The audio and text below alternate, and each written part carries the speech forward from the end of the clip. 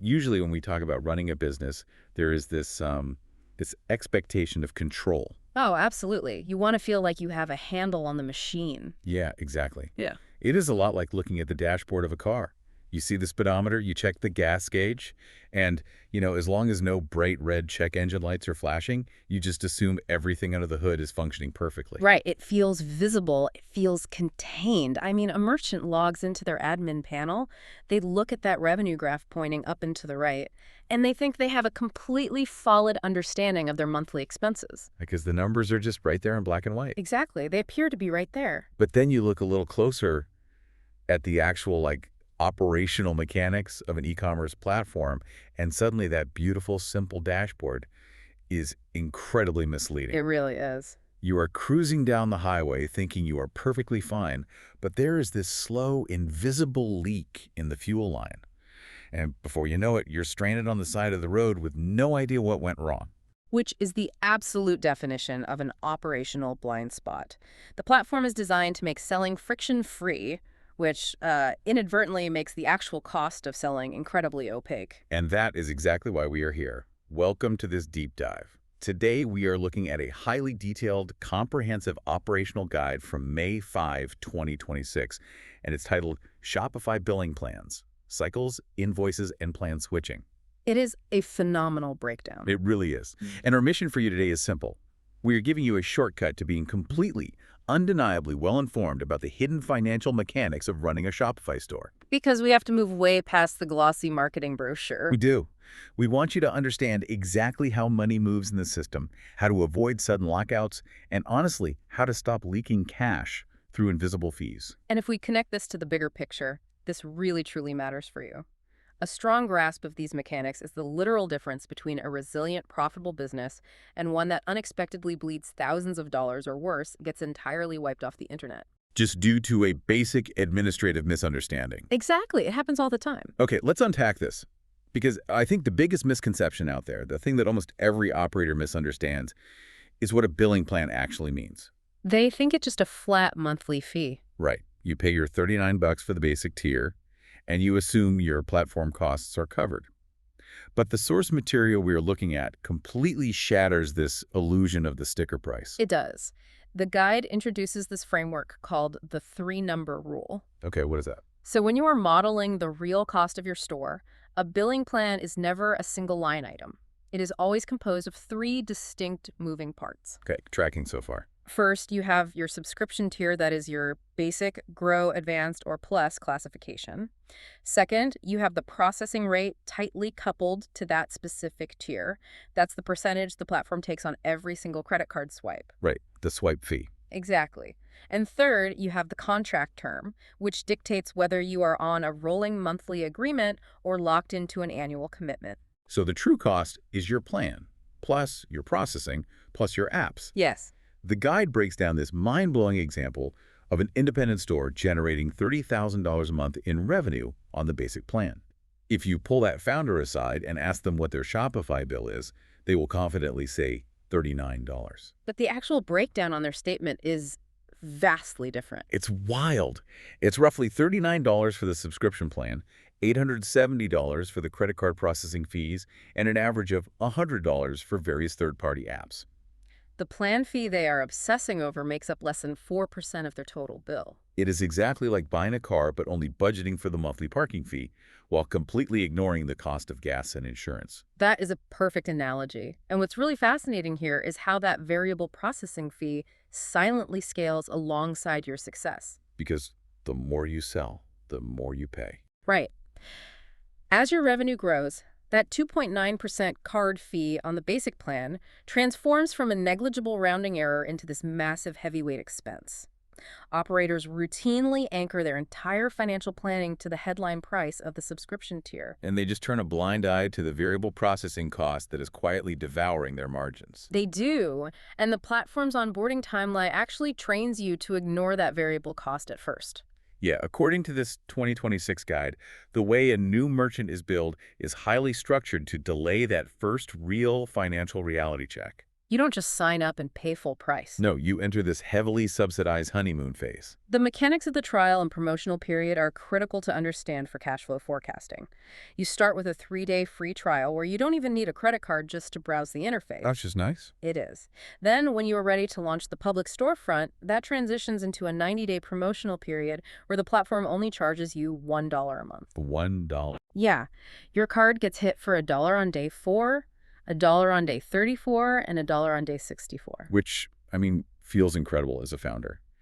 You are launching a brand, gathering data, and running a global e-commerce business for the cost of a candy bar. It's very appealing. You spend those 3 months testing ads, installing apps to build out your email lists, and hopefully generating some real sales volume. You get completely habituated to the platform feeling effectively free. But then day 94 arrives. The honeymoon is over. Exactly. That is the moment the promotional period expires and your first full-price, unsubsidized invoice generates. And that can be a shock. Oh, massive. If a merchant has been aggressively scaling their ad spend and order volume during those first 3 months, and they haven't modeled out the combination of their newly active subscription fee, plus the accumulated processing fees from all those sales, plus the recurring charges for the 6 or 7 apps they installed, well, that day 94 invoice can induce a legitimate cash flow crisis. Because the bill jumps from $1 to potentially thousands of dollars overnight. Yes, and that delayed financial shock leads directly into the next major decision an operator has to make. Right, because if the processing fees are the true heavyweight expense dragging down profitability, you have to figure out when that fee becomes so burdensome that it actually makes sense to pay for a more expensive subscription tier purely to unlock a lower credit card processing rate. This raises a really important question about break-even modeling. The source document breaks the math down beautifully, assuming a standard e-commerce average order value of $50. Okay, let's hear the math. Let's analyze the leap from the basic plan, which sits at $39 a month, up to the Grow plan, which costs $105 a month. Got it. On the basic tier, your online credit card rate is 2.9%. When you move up to Grow, that rate drops to 2.7%. Wait, hold on. Let me push back on this logic. Sure. Upgrading a fixed operational cost just to save fractions of a penny on card swipes feels entirely backwards for a small, bootstrapped business. I hear that a lot. In a retail environment where cash flow is oxygen, taking my fixed monthly platform overhead from $39 all the way up to $105 seems like a terrible idea. I want to keep my fixed costs as low as humanly possible, even if the processing math theoretically favors the higher tier. Your instinct to protect cash flow is super common, but financial conservatism actually backfires aggressively when you ignore volume. The math eventually becomes undeniable. Okay, prove it. That specific upgrade from basic to Grow pays for itself once a store crosses roughly $33,000 a month in gross revenue. Wow, $33K. Yep. Above that specific volume threshold, the capital you save from that seemingly tiny 0.2% drop in the credit card rate becomes mathematically greater than the $66 increase in your fixed monthly subscription fee. Oh, I see. Remaining on the cheaper plan past that point means you are actively choosing to pay higher overall fees. So by stubbornly clinging to the cheapest tier to feel frugal, I am silently bleeding capital on every single checkout. Exactly. That completely changes how you have to look at the pricing page. But what about the next jump? Moving from the Grow plan at $105 up to Advanced at $399. That is a massive leap in fixed overhead. It is a much steeper climb, and the break-even point reflects it. Your fixed price jumps by $294 a month, but your credit card rate only drops another 0.2%, settling at 2.5%. Right. So to break even on that jump, based strictly on the processing fee savings, your store needs to be processing roughly $147,000 a month in revenue. But, most independent stores are never going to touch $147,000 a month. So why would anyone smaller than that ever click the upgrade button for the Advanced tier? Well, the guide specifically notes that a vast majority of independent stores never actually need the Advanced plan for the processing math alone. Then why do they do it? When operators below that revenue threshold upgrade, they are doing it to unlock gated platform features. Ah, okay. Like what? They might have a large team and need 15 staff accounts instead of the 5 included in the Grow plan. Or they might need access to deeply discounted, calculated third-party shipping rates that are only available on the Advanced tier. That makes sense. Yeah. Often, the savings on shipping labels offset the $399 subscription fee much faster than the credit card processing savings ever could. I was reading the section about committing to these tiers, and I realized there is a huge temptation to just buy the annual plan immediately. Oh, of course. The platform offers a 25% discount if you pay upfront for the whole year, but the guide introduces something called the annual switch rule, warning operators to hold off. Paying upfront for an annual plan locks up your working capital for 12 months, and the platform does not offer midterm refunds if your business model pivots or fails. Right, which is a huge risk early on. Exactly. The annual switch rule is a framework for mitigating that risk. You wait out the highly volatile first 6 months of your store's lifespan on a flexible month-to-month plan. Just to be safe. Right.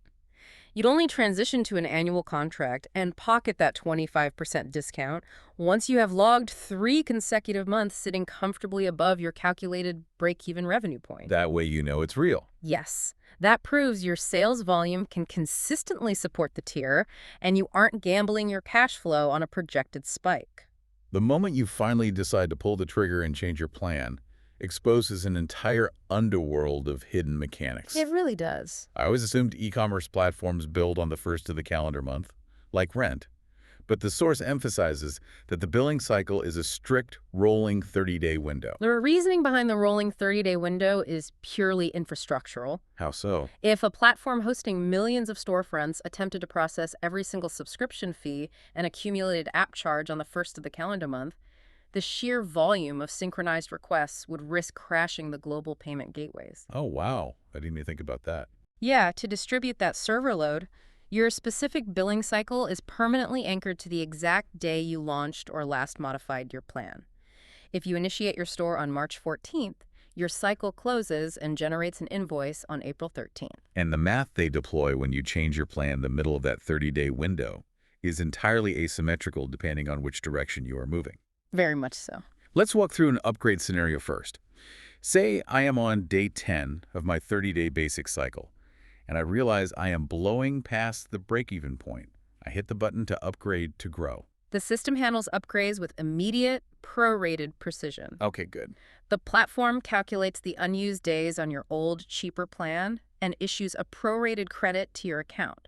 Then it calculates the cost of the remaining days on your new, expensive plan and charges you the difference instantly. So what does that look like for my day 10 scenario? In that scenario, you previously paid $39 for the basic cycle. The platform credits you roughly $26 for the 20 days you were forfeiting. It then bills you $70 for 20 days of the new Grow plan. So your actual net charge on that Tuesday afternoon is just $44. It is a mid-cycle adjustment, not a double charge. It is exactly like breaking an apartment loose to move into a nicer unit in the same building. Yes, perfect comparison.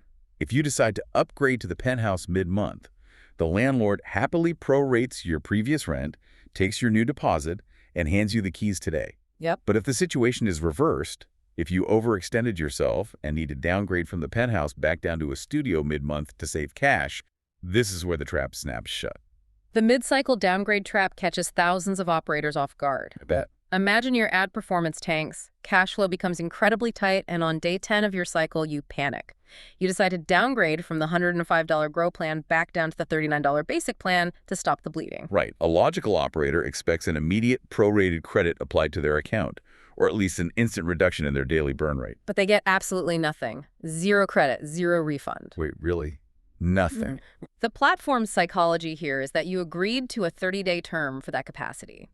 They assume you derived the value of the higher tier, the better shipping rates, and the lower credit card processing fees during those first 10 days. I mean, I guess that makes sense from their end. Right. They won't penalize you for choosing to downgrade, but they refuse to refund capital for a term you already initiated. So what happens? You retain the Grow plan's features and processing rates for the remaining 20 days of your current cycle. That lower $39 price tag you desperately wanted does not actually kick in until day 30, when the new billing cycle officially begins. Man, so if you are downgrading because you are in a cash crunch and need to preserve capital today, clicking that button mid-cycle accomplishes absolutely nothing. Nothing for your immediate cash flow, no. You have to endure the full 30 days regardless. And waiting for that cycle to roll over introduces another massive operational danger. The guide calls it the downgrade day data loss expectation. This requires meticulous administrative preparation. The exact second that new downgraded billing cycle initiates, any platform features exclusive to your previous tier simply vanish. Poof, gone. Gone. If you drop from a plan allowing 5 staff accounts down to a plan allowing none, those extra employees are instantly locked out of the admin panel. Oh, that's rough. And it gets worse. If you utilize the advanced tier to host dedicated B2B wholesale catalogs, those catalogs disappear. Your wholesale buyers will log in and suddenly see standard retail pricing. Which would be a disaster. Absolute pandemonium. You must audit your shipping profiles, export your staff lists, and prepare your customer groups the day before the cycle rolls over. I was looking at the breakdown of the actual invoice that generates on day 30 and realizing how easily a merchant could misread their own financial data. Oh, the terminology is a minefield. Yeah, the guide points out that some of the most expensive penalties hide in plain sight because the words are so similar. The invoice contains 4 main sections: the subscription tier, third-party transaction fees, app charges, and taxes. The distinction between processing fees and third-party transaction fees is the most dangerous semantic trap on the platform. Explain that, because it sounds like the same thing. We established earlier that processing fees are the baseline percentages charged by the platform's proprietary payment gateway to clear a credit card. But third-party transaction fees are an entirely separate mechanism. They're essentially a penalty for leaving the ecosystem. That is exactly the function they serve. The platform heavily incentivizes operators to use their integrated payment gateway. Right. If a merchant decides to utilize an external gateway, or if they offer a popular alternative checkout method, the platform applies a supplementary penalty fee on top of whatever the external processor is already charging. Ouch. How am I? On the basic plan, that penalty is a flat 2% of the entire order value. It drops to 1% on the Grow plan and 0.6% on the Advanced tier.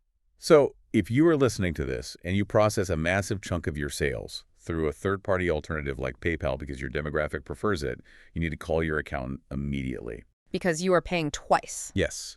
You are getting hit by PayPal's baseline processing fees to clear the money, and then Shopify is hitting your invoice with an additional 2% third-party transaction fee on that exact same order just because you didn't use their proprietary system.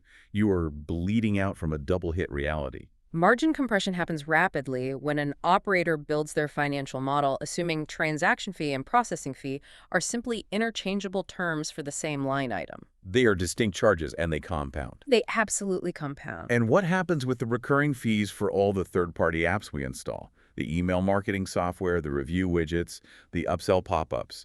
If I install a $50 app on day 15 of my cycle, how does that billing sync up? App subscriptions are tethered to your primary 30-day platform invoice. The charges simply post on your next available cycle date. Okay, simple enough. But a vital detail the guide highlights regarding app hygiene is that uninstalling an app mid-cycle does not trigger an automatic prorated refund. Wait, so if I delete it, I still pay? You have already accrued the charge for that 30-day window of service. Operators often go on an app deleting spree to cut costs and are furious when the charges still appear on their day 30 invoice. Wow. Okay, I noticed something terrifying for anyone running a high-volume physical product business. I am looking at this 4-part invoice breakdown. Subscription, transaction penalties, apps and taxes, and shipping labels aren't on here. No, they are not. The cost of actually mailing the product to the customer is completely missing from the primary monthly bill. Shipping labels operate on a completely independent billing architecture. They are never rolled into your 30-day subscription invoice. So how do you pay for them? They trigger on their own rolling financial threshold. The platform monitors your label purchases, and the moment you cross a specific monetary limit, often as low as $50 for new stores, it generates an immediate standalone charge to your card. Oh, that sounds messy. If you are shipping hundreds of orders a week, your credit card statement will show dozens of randomized $50 charges throughout the month, completely decoupled from your primary platform invoice. That sounds like an absolute nightmare for a bookkeeper trying to reconcile a month-end close. They would be chasing down endless microtransactions. The guide recommends a very specific administrative fix for this chaos. Thank goodness. What is it? Deep in the platform settings, you can designate a separate bill recipient email address. By default, every single micro-invoice and monthly statement is routed exclusively to the founder's email address, where it usually gets buried. Oh, sure, in a sea of unread emails. Exactly. By routing these billing notifications directly to a dedicated finance team or an external accountant, they receive the PDFs in real time. It removes the founder as the bottleneck and ensures the financial data is captured without requiring the accountant to hold full admin access to the storefront. Okay, so we have optimized the plan to beat the break-even point.